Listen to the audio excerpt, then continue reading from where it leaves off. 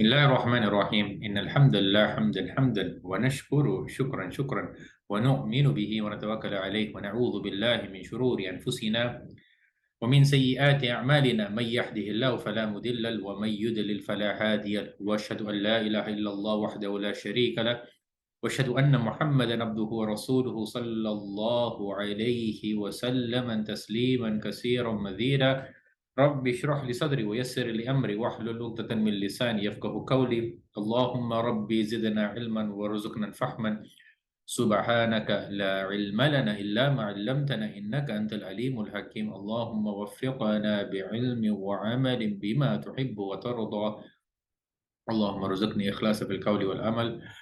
I pray to Allah subhanahu wa ta'ala that may this session be a means of salvation for the sins we have committed. Ameen.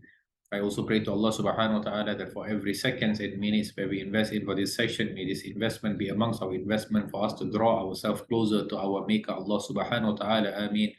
I also pray to Allah subhanahu wa ta'ala that may He grant me the ability to present and may He grant you the ability to understand.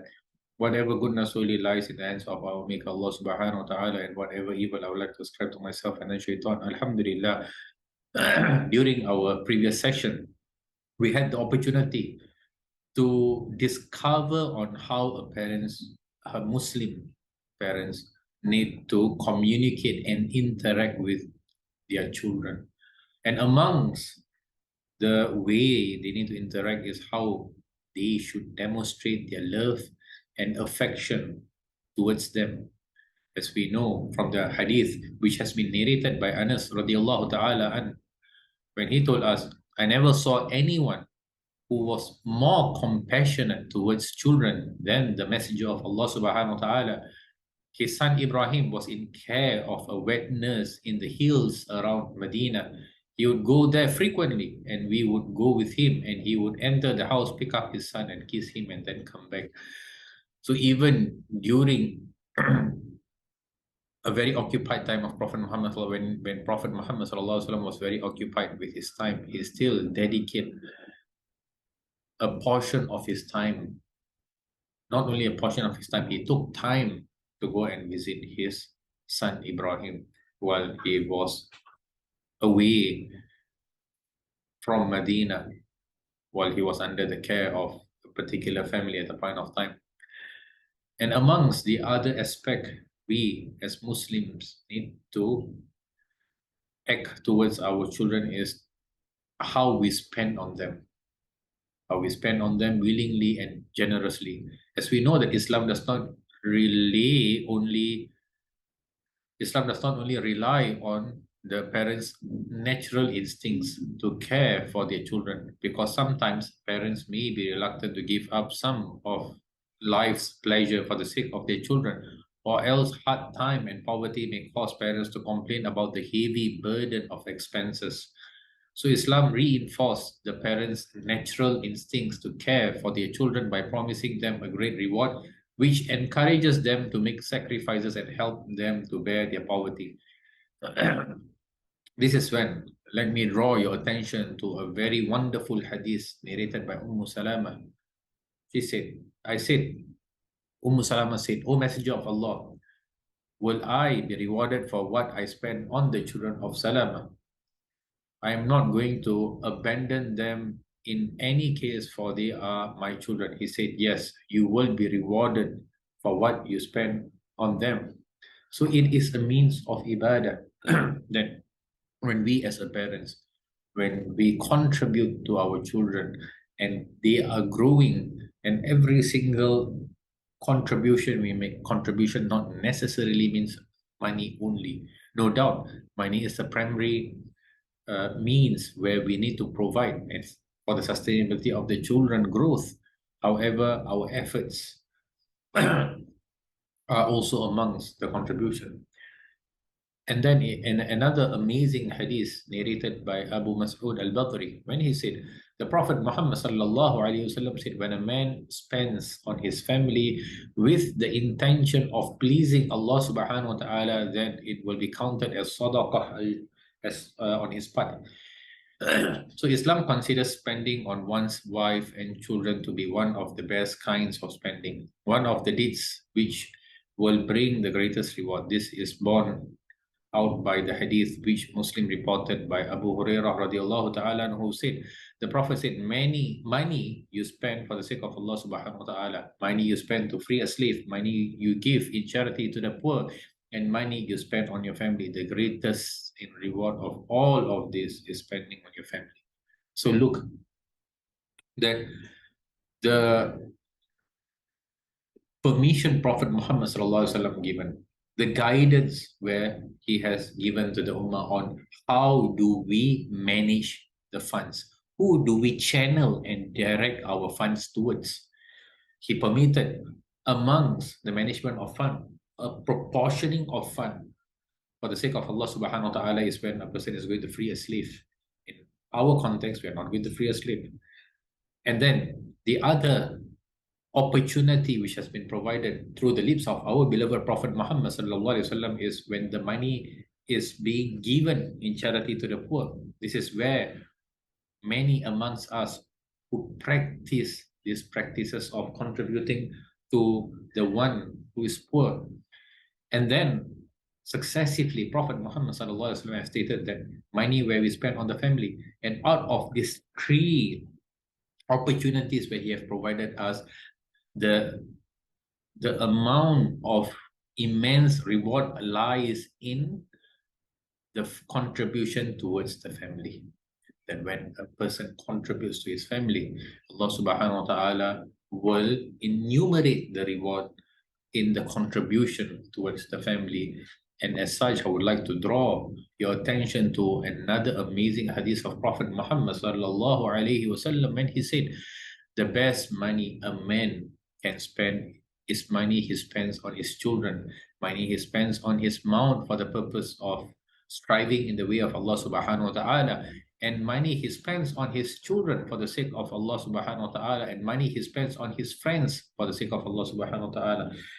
So here you find again that the sustenance, the money where we possess, in order for us to experience the blessings of the money is when we spend towards our children. The vehicle where we used to strive in the way of Allah subhanahu wa ta'ala, or strive our best, our utmost best towards Allah subhanahu wa ta'ala. And also when we spend in the right company of companies. The right company means the right group of friends, the right clique of friends. When we spend on them, that will be amongst the means for us to attain blessings. And the true Muslim is happy to spend on his family because he is certain that whatever he spends on them and others with the intention of pleasing Allah subhanahu wa ta'ala will bring him reward. Even the morsel of food which he may raise to his wife's mouth in a light-hearted gesture of affection. This is clear from the hadith narrated by Sa'd ibn Abi Waqqas that the Prophet Muhammad sallallahu alaihi wasallam told him, you will never spend anything for the sake of Allah subhanahu wa ta'ala without there being a reward for it, even the food which you put in your wife's mouth. So when a person feeds the wife, that is also counted as a reward, and Allah subhanahu wa ta'ala will bless us. Look at how amazing our religion is. That Allah subhanahu wa ta'ala is giving us avenues after avenues so that we are able to accumulate the reward. And why do we accumulate the reward? The only purpose is for us to get our feet into the paradise. These are incentives where Allah subhanahu wa ta'ala is providing us. And as such, the true Muslim cannot abandon his children and leave them in poverty and misery. When he hears the words of the Prophet ﷺ threatening men who neglects their responsibility towards their families and warning them of the worst punishment and torment in the hereafter. He says, it is a sin enough for a man to forsake those who are under his care. He's just literally leaving them, not bothered about what they eat, what they drink. You do not show any concern. But the least you can do is to contribute, even though it can be little, but contribute, start from something little, and then progressively increase the amount. And also, this is a means for us to attain our rewards from Allah subhanahu wa ta'ala. And amongst the matters where a Muslim do towards their children is he does not discriminate between sons and daughters in his affections and spending. So he will try to be fair to all of his children. As we know that some people are disappointed having daughters, and particularly during the olden days when people does not appreciate the creation of Allah subhanahu wa ta'ala as a whole, and wish that Allah subhanahu wa ta'ala had given them only sons. They do not know of the great reward which lies with Allah subhanahu wa ta'ala, which Allah has promised to the father who has been given daughters and accepts them, takes care of them, gives them a good upbringing, and shower love and affection upon them. If they knew the reward that awaits the caring, merciful father of girls, they would feel jealous of him and would want that for themselves. The Prophet Muhammad ﷺ said, whoever has 3 daughters and is patient with them, gives them food and drink and clothes them from their earning, they will be for him a shield, right? There will be for him a shield against the fire of the day of resurrection. Look, on nurturing the daughters, carefully taking care of them, protecting their gaze, when you give them the necessary, you literally take care of them. Allah subhanahu wa ta'ala is only going to reward. And another amazing narration of Prophet Muhammad sallallahu alayhi wasallam where he states, whoever has 3 daughters and shelters them, provides what they need and shower compassion towards them, will certainly deserves paradise. A man amongst the people asked, and if they are 2, the Messenger of Allah said, and yes, even if they are 2. So how could any man resent bringing up daughters and spending on them when he hears of the reward and blessing that Allah subhanahu wa ta'ala has promised him?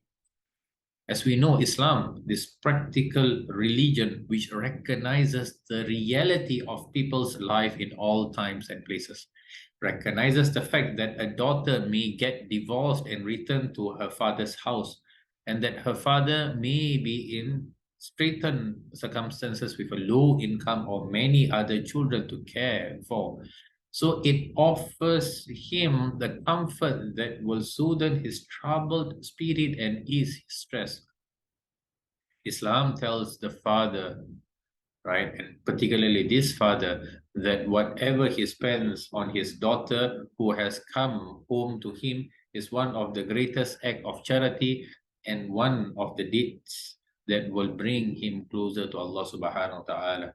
The Prophet sallallahu alayhi wasallam said to Suraqa ibn Jusham, shall I not tell you about the greatest form of charity? He said, of course, O Messenger of Allah. He said, your daughter who has come back to you and has no other breadwinners. So that daughter where you have married off due to some unforeseen circumstances, either the husband passed away or is being divorced, and she is unable to live a life with her spouse, and she returns back home after separation. In this case, the father who takes care of the daughter, Allah subhanahu wa ta'ala will immensely reward that father. What comparison can there be between the great affection and love with which children in the Muslim world are nurtured and the harsh life suffered by the children in the West, where when a child, boy or girl, who has barely reached the age of 18 leaves the family home to face the stark reality of life and to struggle to earn a living before he is ready to, or before he has had enough love and support from his family. There's a huge difference between the law of Allah subhanahu wa ta'ala, which brings happiness to mankind, and the inadequate laws of man, which only causes suffering. Not surprisingly, in Western countries, as a result of these materialistic laws, there are armies of promiscuous young men and hordes of unfortunate young unmarried mothers, and their number are increasing daily. So these are amongst the way where and when the father who is the caretaker of the daughter since young grows up, gets the daughter married to her spouse, and due to unforeseen circumstances, she or he is unable to communicate well. And then due to that circumstances, they separate each other, and she returns back home, and the father continues to guide her even through his tight situation. Allah subhanahu wa ta'ala will reward that father with an immense amount of reward. This is how amazing our religion is, and it gives us a system and a structure, how organized this structure is, that there's always an embodiment, there's always a support system that is being provided, especially for how the women are being cared for, right? This is a guidance from Allah subhanahu wa ta'ala, giving us right smack at our face on how protected the women are. The women are the queens and the princesses wherever they are in the world, because of these privileges which has been provided to them. So as such, we need to take opportunity of the privileges and the guidance which has been given through the lips of our beloved Prophet Muhammad sallallahu alaihi wasallam. And it's also being said, he is alert to everything that may have an influence on them. The smart Muslim father keeps his eyes open as far as his children are concerned. He knows what they are reading and writing, the hobbies they have chosen, or which he may have encouraged them to follow without them realizing it, the friends with whom they spend most of their time with, and the places they go in their spare time. He knows all of this without his children feeling that he is watching them. If he finds undesirable friends, or going to unsuitable places, or taking up bad habits like smoking, or wasting time and energy on haram games that make them accustomed to triviality and ideal pursuit, he puts them straight in a gentle and wise manner and persuades them to return to the straight and narrow path. So he, the father, is continuously observant. It's an observant father, is observing each and every single movement. Not that he wants to clamp down, just that he wants to be careful that the child would not make an inappropriate and inaccurate decision in their life. So as such, he is always on watch. No doubt that he has his obligations where he fulfills, and at the same time, he wants to nurture a family which is continuously being shielded and protected by God's mercy. And when God sends his angel upon them, they feel calm and relaxed. And every newborn, right? Every new baby is born in a state of fitrah, the natural, the innate disposition of an individual. And it is parents who make him either one of the religion as how they are going to brand them, right? The branding comes from how we as parents direct their life. How we direct your life is how they're going to be branded. So as is mentioned in the hadith, hence the parents' responsibility regarding the upbringing of the child and the formation of his personality is clear. The books which children spend time reading should be broadening their mind, building their personalities, and offering them good examples. They should not be corrupting them and extinguishing the flame of goodness in their hearts. So even the book, the choice of the book, because we all need influence. It's true the influences is where we are. Our decision have influenced our food, where we eat. It has influenced the way we think. It's being influenced, and how we even present ourselves, even how I'm dressed, it has an influence. The way even I present my presentation, it has an aspect of influence. The very first influencer in our life are our parents. So how we present ourselves towards them plays a pivotal and important role in their life. So as such, we must be mindful on the decision we as parents when we take, which will be then be seen and or even be imposed towards our children who are going to be the receiver of our action. And then as they grow and they're going to pick up something which is you are already aware is inappropriate or you are unsure, then when you are unsure, when we are unsure, it is only fair that we find out before even we tell them to put it away. And once we are sure, then we are able to guide them, replace, substitute that with something which is better. So hobbies should nurture the positive aspects of the children and instill in them good taste, not encourage them to follow falsehood. Their friends should be of the type who will keep them on the straight path and lead them to paradise, not those who will corrupt them and lead them to hell. So this is why Rasulullah Sallallahu says in the hadith, right? Mixing around with friends, choosing the friend, which friend you chose, and how they are going to influence your life. No doubt that there comes an age where the child would step out of the house. He will not leave out of the, even he will step out of the house. He'll be exposed to many things outside.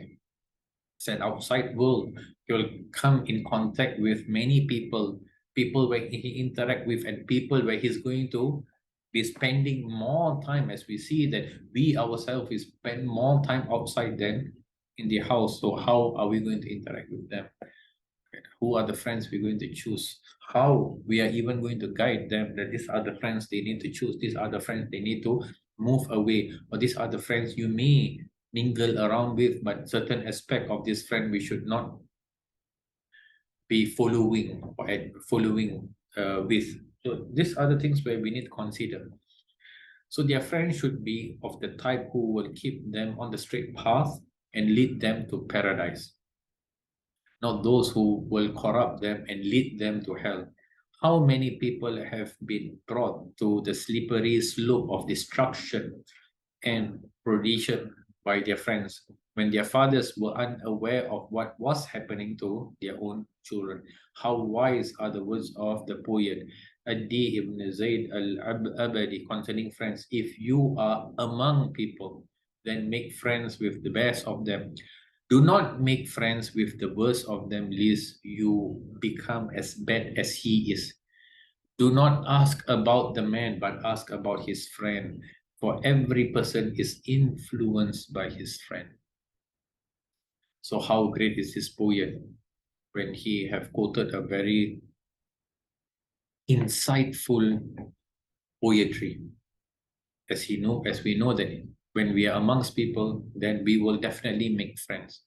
But make friends who will be beneficial for us, not only in this world. Friends are a source of investment. Friends are a source of investment because we are investing our time with them. So we would also equally want to have returns of our investment. So if he is going to be a right influence, then this is the friend, like how Rasulullah sallallahu alaihi wasallam had his best friend Abu Bakr Siddiq radiallahu ta'ala anhu, because every single time when Muhammad sallallahu alaihi wasallam was going through Hajj, majority of the time he was there, especially when both of them were in Ghar Hira, in the cave of Hira, and one was stating to the other, La tahzan, inna Allah ma'ana. It is a friend where he have taken in this world, and that is the friend who have literally brought him into the heavens. Look at the prosperous investment made, that we are not only hearing the story, and this is the fact, and this is an authentic narration, and it is the authenticity from their story that we are able to learn that when we hold hands, what I mean figurative, that when we hold hand with a friend, that this is the friend who's going to lead us to the paradise, then this is the friend we should be looking up towards. And do not ask about the man, but ask about his friend, for every person is influenced by his friend. It's a very important point. So a true Muslim father take notice of his children's books, magazines, hobbies, school, teacher, clubs, media interests, and everything that may have an impact on their personalities, minds, soul, and faith.